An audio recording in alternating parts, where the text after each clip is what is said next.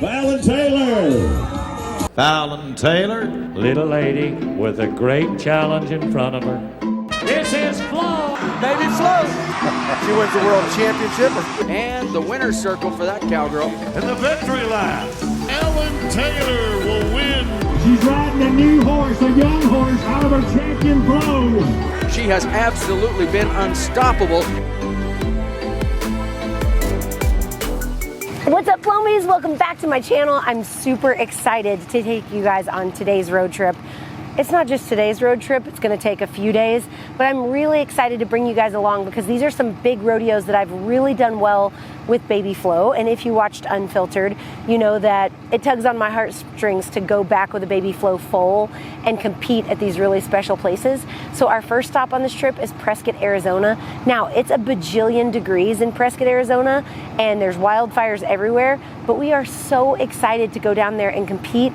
I'm the only one running at this rodeo. Cody is not running at this one. You'll see her a little bit later, but I'm really excited to take Hush Money and run her at this really famous rodeo. This is one of the oldest rodeos in the country. I'm just really stoked to go in there and see what Hush Money can do. I got to run Baby Flo there last year before she was injured, so this one's a special one for us. It's time to get tacked up, and let's see what we can get done in Prescott.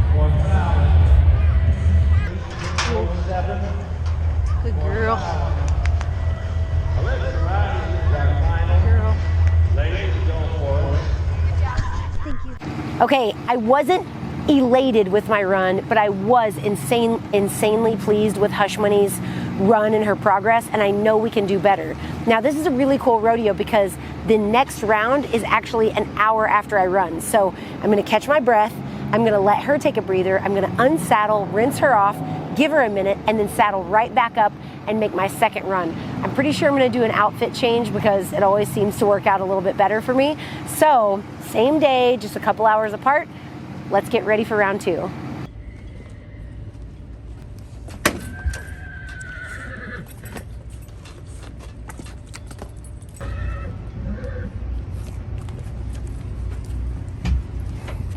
You film this every time. Do I do it just exact every time? Probably. It's the most methodical. We've already figured out I can do it in the dark. Or blindfolded, I mean.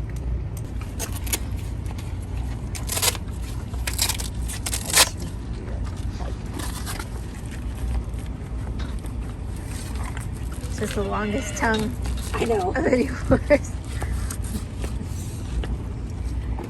Yeah, that's nice. I know.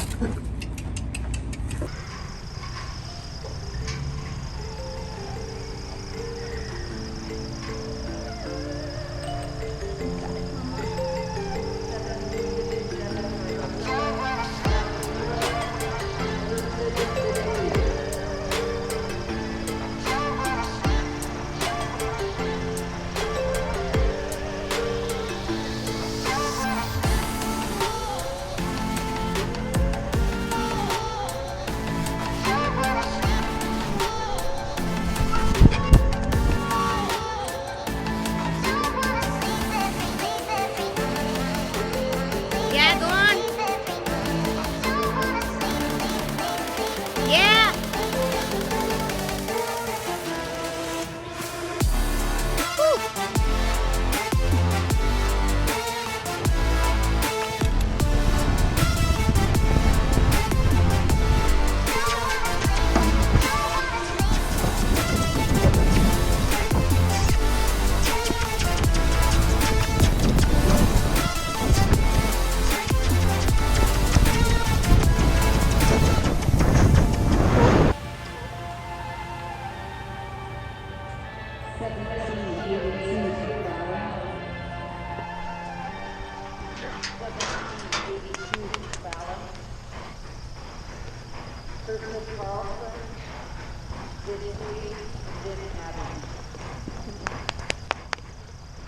Okay, round 2 I knew would be so much better.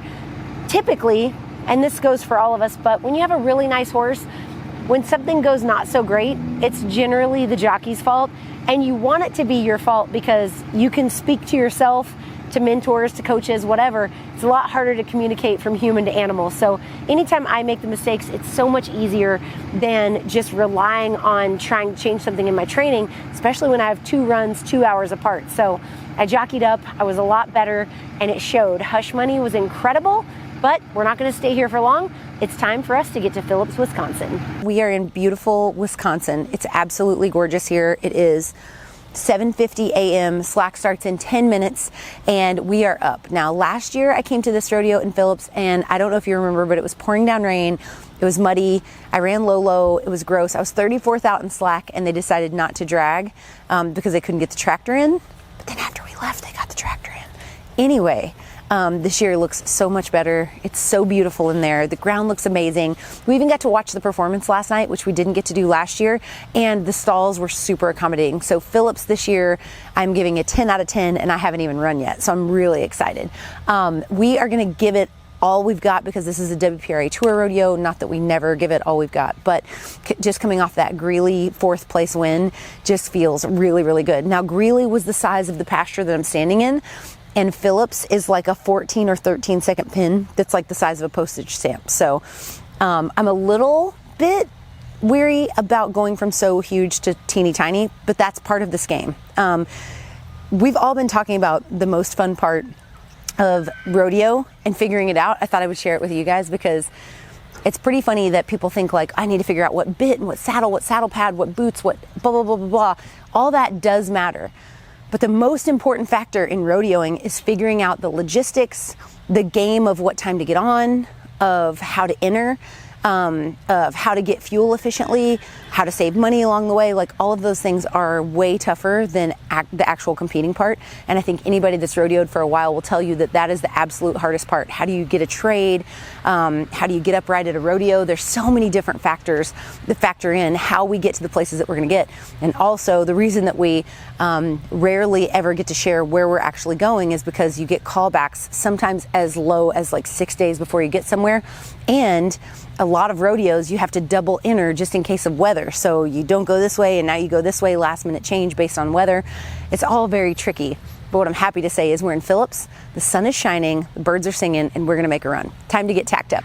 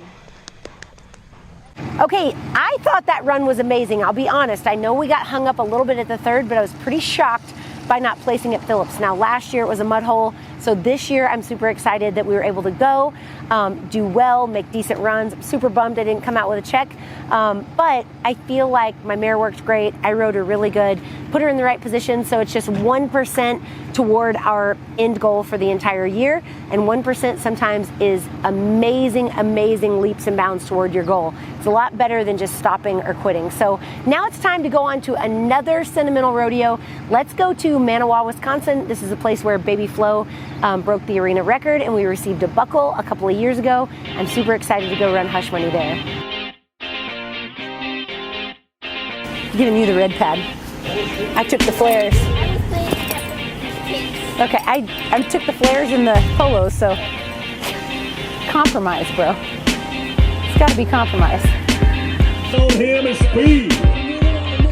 Two-stepping. Dallas, Texas.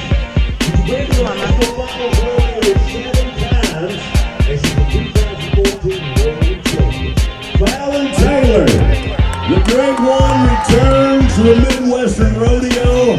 She has taught a lot of children how to ride, and even more women how to dress when they check out her clothes in Las Vegas and on the World Wide Web.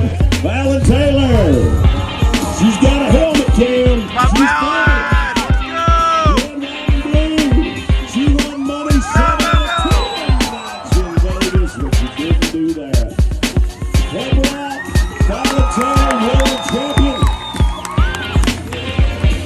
Fallon Taylor, she's got a helmet, Tim. She's filming it. Red, white, and blue. She won money 7 out of 10 nights in Vegas, but she didn't do that. Help her out, Fallon Taylor, world champion. 1752, she's right in the middle of the pile. I hit the second barrel by like that much, and I'm so bummed out, and at the same time really, really excited.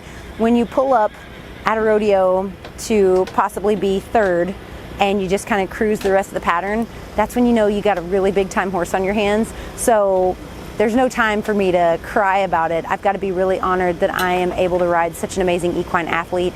It's really, really cool that I'm able to do such an awesome sport aboard such an amazing mare, and I'm not going to take that for granted. So I'm really grateful for this run. I wish the barrel would have stayed up. I wish we'd have won the whole thing, but that's not how it went in Manawa, but I still had the time of my life. So now it's time for Cody.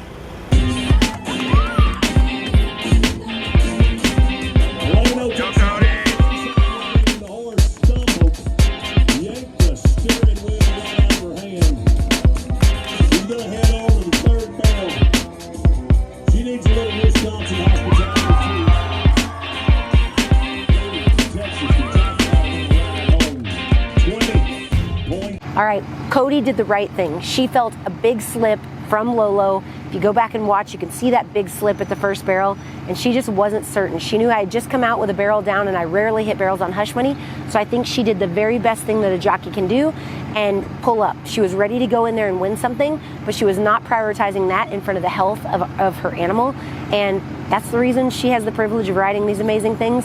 So I'm super grateful for friends that care about these horses as much as I do. That's it, you guys. I hope you enjoyed this super long, amazing road trip. By the way, shout out to all the people that gave us stalls along this road trip.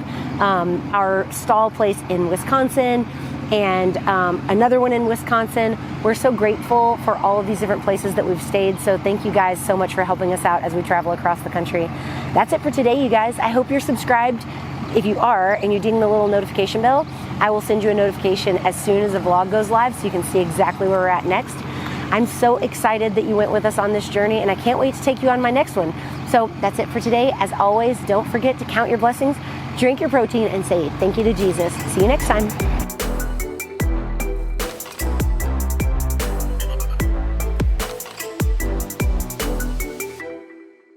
Did you love this vlog but wish you could get even more training tips and horse content to apply to your training sessions?